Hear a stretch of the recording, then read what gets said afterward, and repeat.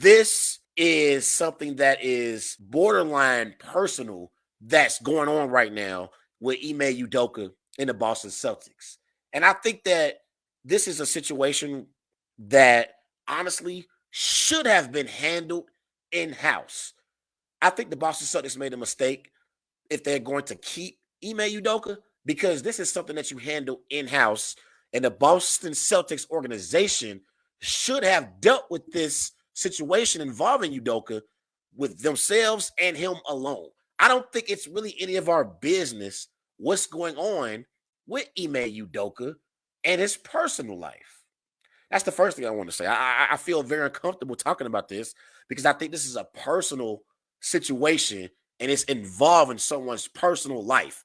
I like to talk about sports and stick to sports. I'm going to talk about a player's play on the field, and if they get into legal trouble off the field, I'll talk about that as well. But personal life with family, and there's people all on social media all day long talking about how could you cheat on Nia Long. We don't know the circumstances involving their situation and their relationship. I see people talking about, oh my God, how could you cheat on Nia Long? And she's so gorgeous, she's beautiful, and so forth.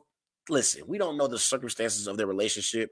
I'm not going to speculate on what's going on in their relationship. I do know that they have been, off and on since 2010, but that's their personal relationship. That's their business. That's not for us to comment on and say that Ime Udoka is this cheater and so forth. I'm not going to get into all that.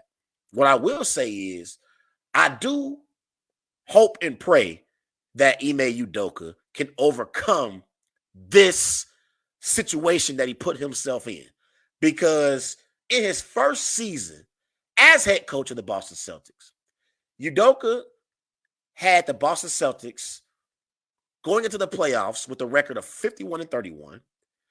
They went to the NBA Finals. They lost to the Golden State Warriors in 6 games. But we saw the progress of Jason Tatum and Jaylen Brown right before our eyes this season.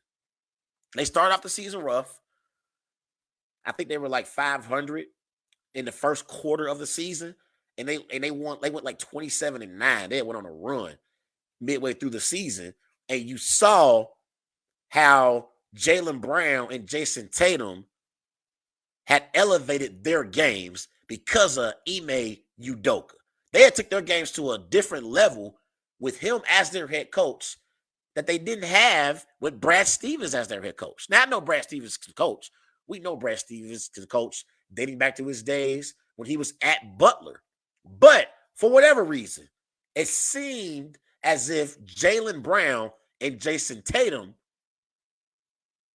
they had a better connection with Ime Udoka than they did with Brad Stevens. So it's unfortunate that Ime Udoka finds himself in this situation, given the fact that in his first season, not only did he elevate the game of his 2 young stars, he led this team to an NBA Finals appearance. And he's one of the best black coaches that we have in the NBA. And yes, I'm going to say black. I love Ty Lue. Ty Lue, I think he's the best. But I think Ime Udoka last year, in his first year as head coach of the Boston Celtics, he proved that he deserved this job, and he's going to be one of the best coaches that we have in the NBA. He was sensational last year as a head coach. Now, with that being said, Ime Udoka made a mistake, significant mistake, because you can't put yourself in this position knowing who you are and what you represent to an organization. You are the head coach of the Boston Celtics, one of the most storied NBA franchises in NBA history.